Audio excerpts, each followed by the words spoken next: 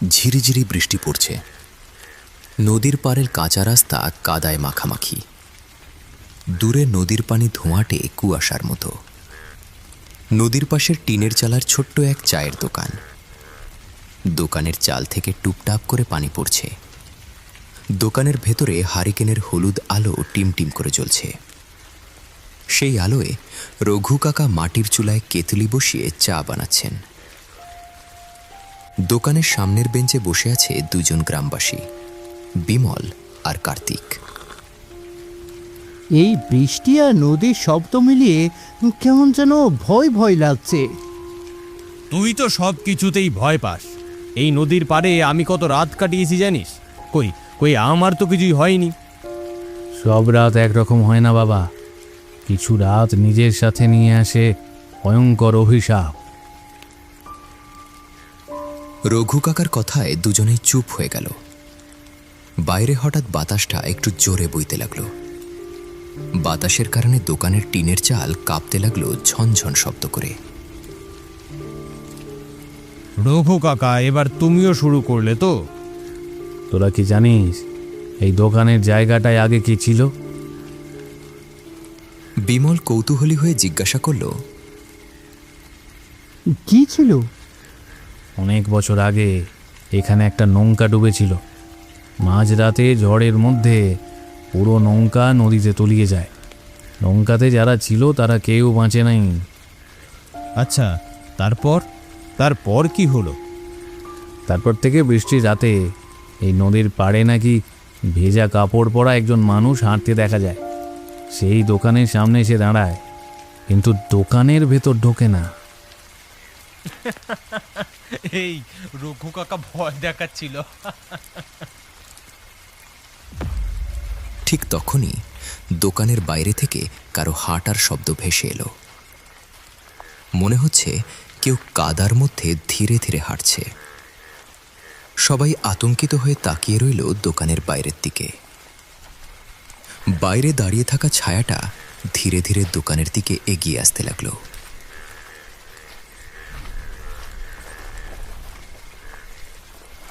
ধীরে ধীরে দোকানের সামনে এসে থামল একজন মধ্যবয়সী লোক। লোকটার বয়স হবে ৪৫-৫০। বৃষ্টিতে ভেজা শরীর, কাঁধে একখানা কাপড়ের পুটলি, মুখ ভর্তি খোঁচা খোঁচা দাড়ি। লোকটা দোকানের ভেতরে ঢুকে শান্ত গলায় বলল, এক কাপ গরম চা হবে নাকি কাকা? রঘু কাকা যেন একটু স্বস্তির নিঃশ্বাস ফেললেন। মুখের ভীতি কাটিয়ে হাসি মুখে লোকটিকে বললেন, হ্যাঁ হ্যাঁ, আসেন আসেন, বসেন।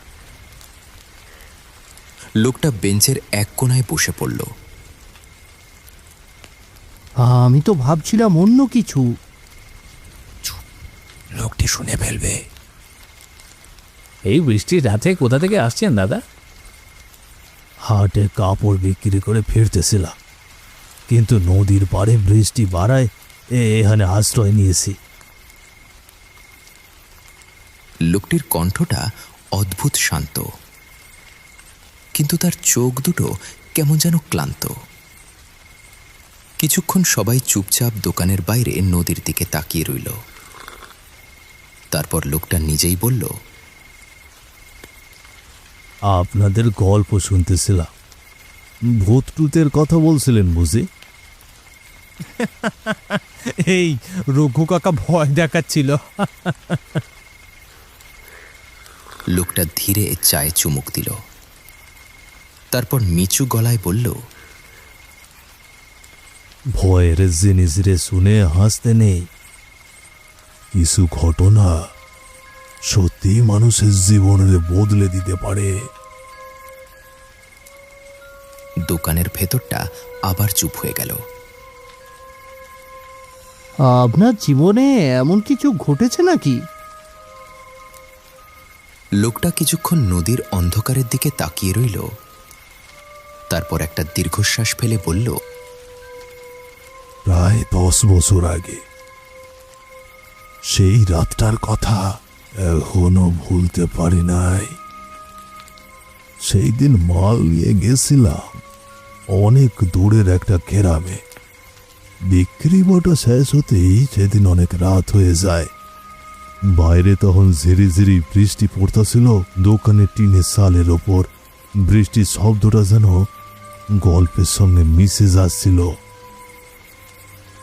গ্রামটা আমি তেমন ভালোভাবে চিনতাম না, ভাবলাম শর্টকাট রাস্তা দিয়ে ফিরি, কিন্তু হারিকেনের টিমটিমে আলোয় লোকটার মুখ মলিন হয়ে উঠল। দোকানে সবাই মনোযোগ দিয়ে লোকটির কথা শুনতে লাগলো। ঝিরিঝিরি বৃষ্টির মধ্যে অন্ধকার রাস্তা ধরে হেঁটে যাচ্ছে হরিলাল। কাঁধে একখানা কাপড়ের পুটলি আর হাতে সামান্য আলোর একটা টর্চ, যার আলো ধীরে ধীরে কমে আসছিল। হরিলালের চোখে মুখে তখন হতাশার ছাপ স্পষ্ট। হে ভগবান, এ কেমন মুসিবতে ফেললে আমায়। যতই রাত বাড়তাছে ধীরে ধীরে রাস্তা যেন ততই অচেনা লাগতাছে। রাস্তাটা ভুল করলাম না তো? চারিদিক জনমানব শূন্য, কাদামাখা রাস্তা আর তার পাশেই বড় বড় ঝোপঝাড়, সঙ্গে বৃষ্টি, সব মিলিয়ে ভয়ঙ্কর পরিবেশ। ধীরে ধীরে হরিলালের হাতের টর্চটিও হাল ছেড়ে দিয়ে নিভে গেল। চারিদিকে অন্ধকার আর নীরবতা হরিলালের অন্তরকে গ্রাস করছিল। একসময় হঠাৎ হরিলালের নাকে ভেসে এলো একটা মাংস পোড়া আর পচা দুর্গন্ধ। হরিলাল চারদিকে তাকালো। বিদ্যুতের আলো চারিদিক আলোকিত করল, কিন্তু হরিলালের চোখ যেন কিছু একটার দিকে আটকে রইল। তার সামনে একটু দূরে পরিত্যক্ত শ্মশান। শ্মশানের ভেতর থেকে তখনও ধীরে ধীরে ধোঁয়া উঠছিল। হয়তো বিকেল বা সন্ধ্যার দিকে কেউ লাশ দাহ করেছিল। এটা তো একটা শ্মশান, কিন্তু আমি যে পথে যাব তাতে তো কোনো শ্মশান থাকার কথা নয়। তাইলে ঠিক তখনই হঠাৎ বৃষ্টির তীব্রতা আরও বেড়ে গেল। হরিলাল বৃষ্টিতে ভিজতে ভিজতে আশ্রয় খুঁজতে লাগল। হঠাৎ তখনই তার চোখ পড়ল শ্মশানের পাশেই ছোট্ট একটি চায়ের দোকানে। টিনের চাল, সামনে বাঁশের বেঞ্চ, আর ভেতরে একটা হারিকেন জ্বলছিল। ওই তো একটা চায়ের দোকান, কিন্তু এতক্ষণ তো দোকানটা আমার চোখে পড়েনি।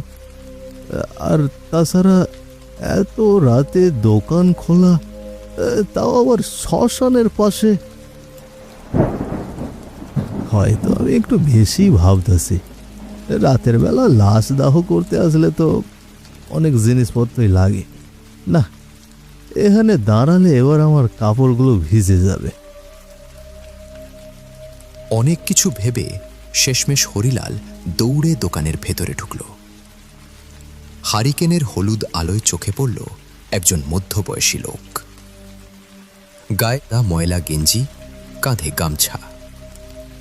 লোকটির হাতে একটা ধারালো ছুরি। লোকটি ছুরি হাতে হরিলালের দিকে অদ্ভুত দৃষ্টিতে তাকিয়ে রইলেন। হরিলাল ভয়ে গলার মধ্যে ঢোক গিলে নিল। লোকটি হরিলালকে উদ্দেশ্য করে বললেন, ভয় নেই, এটা দিয়ে আপনাকে মারবো না। অনেক দূর থেকে আইছেন মনে হয়। আসলে আমি পথ ভুল করেছি, এখানে একটু আশ্রয় নিতে এসেছি। বৃষ্টি একটু কমলেই চলে যাব। লোকটা ধীরে হাসল। তার হাসিটা কেমন জানি রহস্যজনক মনে হলো হরিলালের কাছে।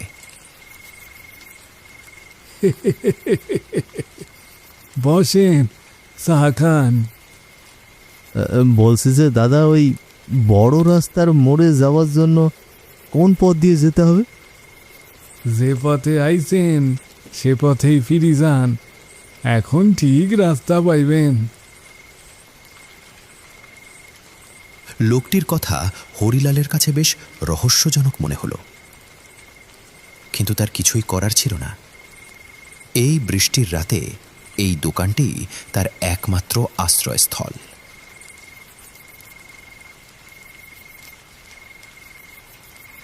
কিছুটা সময় পার হলে বৃষ্টি খানিকটা কমে এলো। হরিলাল যেন হাঁপ ছেড়ে বাঁচল। সে দ্রুত বাড়ি ফেরার প্রস্তুতি নিল। আমি আসি গো দাদা, আমার আশ্রয় দেওয়ার জন্য ধন্যবাদ। দাঁড়ান, আমার একটা কথা মনে রাখবেন। রাস্তার বাঁদিক দিয়ে যাইবেন, আর পিছনে কোনো শব্দ শুনলে ভুলেও ফিরে তাকাইবেন না, সাবধানে যাইবেন। এমনটা কেন বলতেছেন? বেশি বোঝার চেষ্টা করবেন না, যা বলেছি তা মনে রাখবেন। কথাটি বলার সময় লোকটার চোখ দুটো কেমন যেন অদ্ভুত লাগছিল, যেন সে কোনো বিষয়ে অনেক ভয় পেয়েছে। হরিলাল আর কিছু বলল না। বুকের ভেতর হাজারো ভয় নিয়ে হাঁকছিল সে।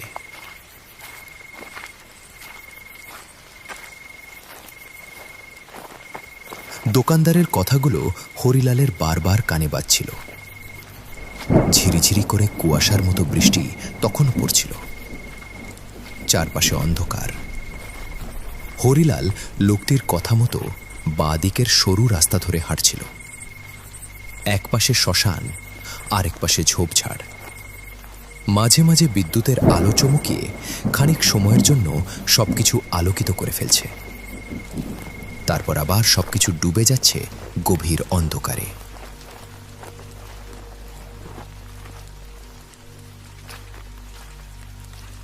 পিছনে কারো হাঁটার শব্দ। মনে হচ্ছিল কেউ কাদার মধ্যে খালি পায়ে হাঁটছে। হরিলালের চোখে মুখে ভয় ফুটে উঠল। সে তার চলার গতি বাড়িয়ে দিল, কিন্তু তাতেও কোনো লাভ হলো না। পিছনের শব্দটাও আরো দ্রুত হয়ে গেল।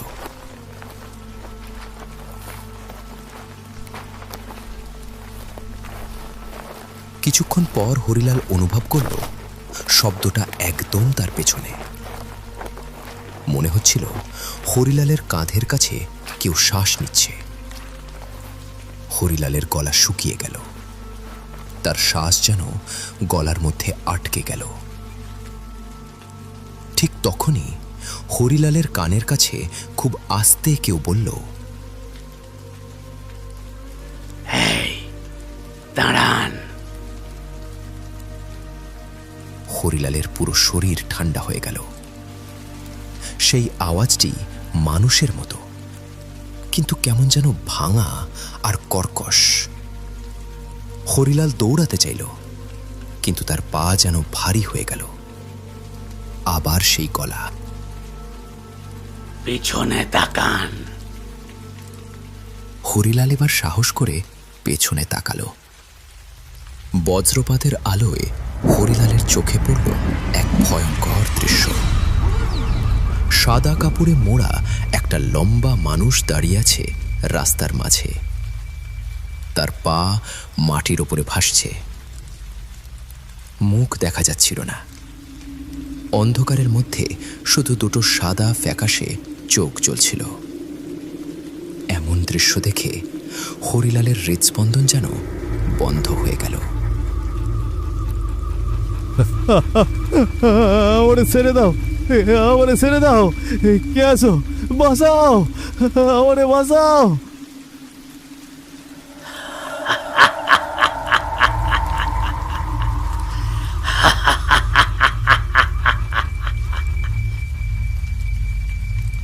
হরিলাল কোনো কিছু না ভেবে দৌড়াতে লাগল। সে জীবন বাঁচানোর জন্য প্রাণপণে ছুটছে, কিন্তু তার পেছন পেছন এই ভয়ঙ্কর আত্মাটিও আসছিল। হঠাৎ পিছন থেকে ঠান্ডা একটা হাত হরিলালের কাঁধে এসে পড়ল। হরিলাল চিৎকার করে দুই চোখ বন্ধ করে ফেলল। বাঁচাও, বাঁচাও। তুই দোকানদারের কথা শুনলি না কেন?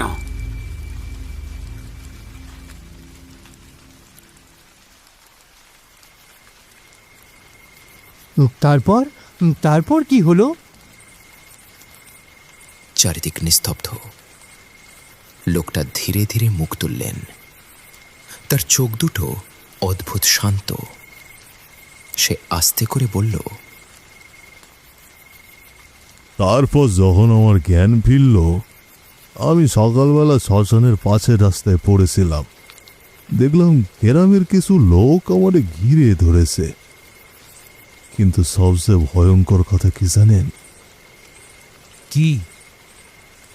সেই গ্রামবাসীদের কাছ থেকে জানতে পারলাম যে চায়ের দোকানে আমি আশ্রয় নিয়েছিলাম, ওই দোকানদার নাকি বছর 5 আগেই মারা গিয়েছে।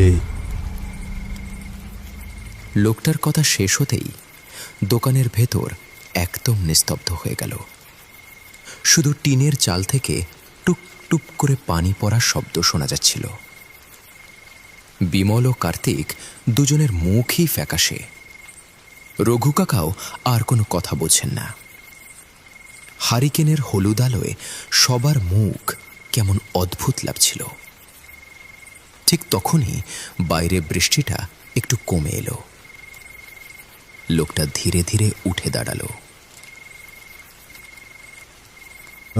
অনেক রাত হয়েছে, এবার যাই। রঘু কাকা কেমন যেন দ্বিধাভরা গলায় বললেন, এই রাতে আবার যাবেন নাকি?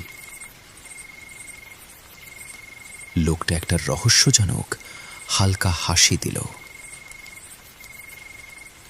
রাতের সব রাস্তা আমার চেনা আছে দাদা। এই কথা বলে সে দোকানের দরজার দিকে হাঁটতে লাগলো। হারিকেনের আলো তার শরীরের ওপর পড়ে লম্বা ছায়া তৈরি করছিল। কার্তিক হঠাৎ নিচের দিকে তাকিয়ে জমে গেল। লোকটার পা উল্টো, গোড়ালি সামনে আর আঙুল পেছনের দিকে। বিমল কাঁপা গলায় বলল, রঘু কাকা দেখছেন ওই লোককে? তার মানে? ধীরে ধীরে সে ঘাড় ঘুরিয়ে সবার দিকে তাকালো। তার চোখ দুটো অস্বাভাবিক ফ্যাকাশে। তারপর ঠোঁট বাঁকিয়ে একটা অদ্ভুত হাসি দিল। সেই হাসিটা মানুষের মতো নয়, কেমন যেন ঠান্ডা আর মৃত।